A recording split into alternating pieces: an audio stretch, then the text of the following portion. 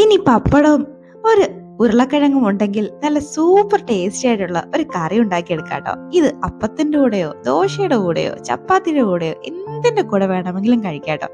അത്രയ്ക്കും ടേസ്റ്റി ആയിട്ടുള്ള ഒരു കറിയാട്ടോ. ഇത് കാണുമ്പോഴേ അറിയാലോ എന്തുമാത്രം ടേസ്റ്റി ആയിരിക്കും.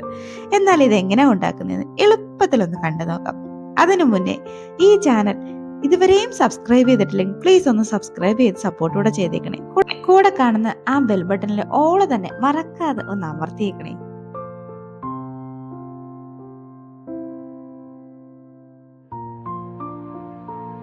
ഇതുണ്ടാക്കാനായി ഒരു കുക്കർ ഒന്ന് എടുത്ത് അതിലേക്ക് ഒരു അരക്കപ്പ് കടലപ്പരിപ്പും അരക്കപ്പ് തുവരപ്പരിപ്പും കൂടെ ചേർത്ത് ഒരു അരമണിക്കൂർ ഒന്ന് കുതിർത്ത് കഴുകി വൃത്തിയാക്കി എടുത്താൽ കേട്ടോ. അതങ്ങ് ചേർത്ത് കൊടുക്കാം. ഇനിയിപ്പം കടലപ്പരിപ്പ് ഇല്ലെങ്കിൽ മൊത്തം തുവരപ്പരിപ്പ് ചേർത്താലും മതിയാവും കേട്ടോ. ഇനി ഒരു സവാള അത്യാവശ്യം വലുതായിട്ട് തന്നെ അരിഞ്ഞങ്ങ് ചേർത്ത് കൊടുക്കാം. കൂടെ ഒരു തക്കാളിയും ഒരു 2-3 അല്ലി വെളുത്തുള്ളിയും ചേർത്ത് കൊടുക്കാം. ഇനി ഒരു കിഴങ്ങ് ഇതുപോലെ അത്യാവശ്യം വലുതായിട്ട് അരിഞ്ഞ് തന്നെ അങ്ങ് ചേർത്ത് കൊടുക്കാം. അതിലേക്ക് ഒരു പച്ചമുളകും ഒന്ന് കീറി ഇട്ട് കൊടുക്കാം. ഒരു 1/2 ടീസ്പൂൺ മഞ്ഞൾപ്പൊടിയും ആവശ്യത്തിന് ഉപ്പും ചേർത്ത് കുറച്ച് വെള്ളവും കൂടെ ചേർത്ത് നമുക്ക് വെള്ളം ചേർക്കുമ്പോൾ ഇത് ഒന്ന് മുങ്ങി കിടക്കാൻ പാകത്തിന് വെള്ളം ചേർക്കണം കേട്ടോ. ചേർത്ത് ഒന്ന് അടച്ചു വെച്ച് ഒരു 5 വിസിൽ വരെയും നമുക്കൊന്ന് വേവിച്ചെടുക്കേണ്ടതായിട്ടുണ്ട്. വളരെ പെട്ടെന്ന് തന്നെ റെഡിയാവും കേട്ടോ. നല്ല ടേസ്റ്റിയുമായിട്ടൊരു കറിയാണ്. ഒരു വട്ടം ഉണ്ടാക്കിയാൽ പിന്നെയും ഉണ്ടാക്കും, അത് ഉറപ്പാണ്.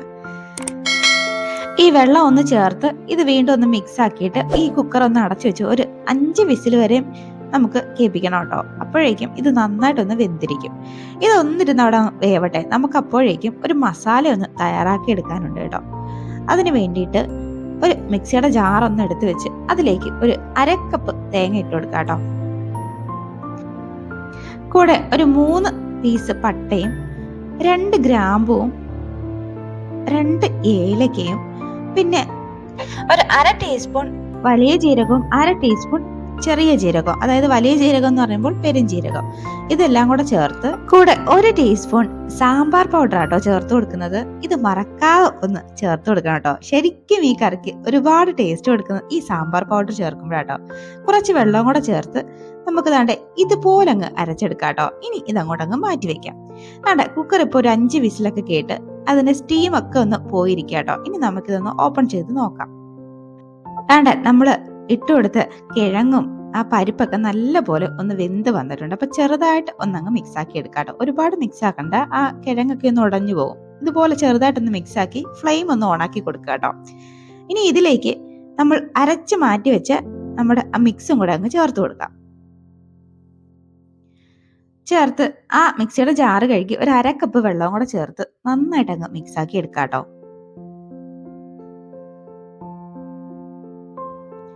അപ്പൊ ഇതൊന്ന് മിക്സ് ആയി വന്നിട്ടുണ്ട്. ഇനി ഇതൊന്ന് തിളയ്ക്കാനായി വെയിറ്റ് ചെയ്യാം. അതാണ് ഇതിപ്പോ ഒന്ന് തിളച്ച് വന്നിട്ടുണ്ട്. ഇനി ഇതിലേക്ക് ഒരു പപ്പടം 2ആയിട്ടൊന്ന് കട്ട് ചെയ്ത് ഫ്രൈ ചെയ്തെടുത്ത കേട്ടോ. അതും കൂടെ അങ്ങ് ചേർത്ത് കൊടുക്കാം. ഒരു 5 പപ്പടം ഞാൻ എടുത്തിട്ടുള്ളൂ കേട്ടോ. അതുകൊണ്ട് ഇപ്പൊ പപ്പടം എല്ലാം ഞാനൊന്ന് ചേർത്ത് കൊടുത്തിട്ടുണ്ട്. ഇനി ഒന്ന് ചെറുതായിട്ടൊന്നങ്ങ് മിക്സ് ആക്കി എടുക്കാട്ടോ. ശരിക്കും പപ്പടം ഇങ്ങനെ ഒന്ന് റെഡിയാക്കി നോക്കണം കേട്ടോ. വെറൈറ്റി ടേസ്റ്റ് ഉള്ള ഒരു കുറുമ കേട്ടോ ഇത്.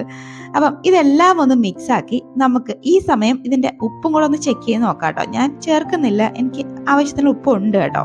അപ്പൊ ഇനി ഇതൊന്ന് അടച്ചു വെച്ച് ഒരു 2 മിനിറ്റ് ഒന്നങ്ങ് വേവിച്ചെടുക്കാം കേട്ടോ. അതുകൊണ്ട് ഇപ്പോൾ 2 മിനിറ്റ് കഴിഞ്ഞിട്ടുണ്ട്. നമ്മുടെ പപ്പടക്കറി നല്ല സൂപ്പറായിട്ട് ഇവിടെ റെഡി ആയി വന്നിട്ടുണ്ട്. ഇനി ഇതങ്ങോട്ട് മാറ്റി വെക്കാം കേട്ടോ. ഇനി നമുക്കൊരു താളിപ്പും കൂടെ ചേർത്ത് കൊടുക്കാറുണ്ട്. അതിനായി ഒരു പാനിലേക്ക് ഒരു ടീസ്പൂൺ വെളിച്ചെണ്ണ ഒന്ന് ആഡ് ചെയ്ത് ഒരു 1/2 ടീസ്പൂൺ കടുകിട്ടൊന്ന് പൊട്ടിച്ചെടുക്കാം കേട്ടോ. കടുക് ഒന്ന് പൊട്ടി വരുമ്പോഴേക്കും അതിലേക്ക് കുറച്ച് കറിവേപ്പിലയും ചേർത്ത് കൊടുക്കാം കേട്ടോ. കൂടെ ഒരു വറ്റൽമുളക് 2ആയിട്ട് ഒന്ന് കട്ട് ചെയ്ത് ഒന്ന് ഇട്ട് കൊടുക്കാം കേട്ടോ. ഇനി ഇത് നമ്മുടെ കറിയിലേക്ക് ചൂടോടെ തന്നെ അങ്ങ് ഒഴിച്ചു കൊടുക്കാം കേട്ടോ. അപ്പൊ നമ്മുടെ സൂപ്പർ ടേസ്റ്റി ആയിട്ടുള്ള കറി ഇവിടെ റെഡി ആയിട്ടുണ്ട്. ഇതിന് ചൂടോടെ തന്നെ അങ്ങ് സെർവ് ചെയ്യാം കേട്ടോ. അപ്പം ഈ കറി എല്ലാവരും ഒന്ന് ട്രൈ ചെയ്ത് നോക്കിയിട്ട് മറക്കാതെ ഇതിന്റെ ഫീഡ്ബാക്ക് ഒന്ന് അറിയിക്കണേ. പിന്നെ ഈ കറി എന്തിന്റെ കൂടെ വേണമെങ്കിലും കഴിക്കാം കേട്ടോ. ഏത് ബ്രേക്ക്ഫാസ്റ്റിന്റെ കൂടെയും കഴിക്കാൻ പറ്റും. നല്ല സൂപ്പർ ടേസ്റ്റി ആയിട്ടുള്ള ഒരു കറി കേട്ടോ. അപ്പം എല്ലാവരും ഒന്ന് ട്രൈ ചെയ്ത് നോക്കൂ കേട്ടോ.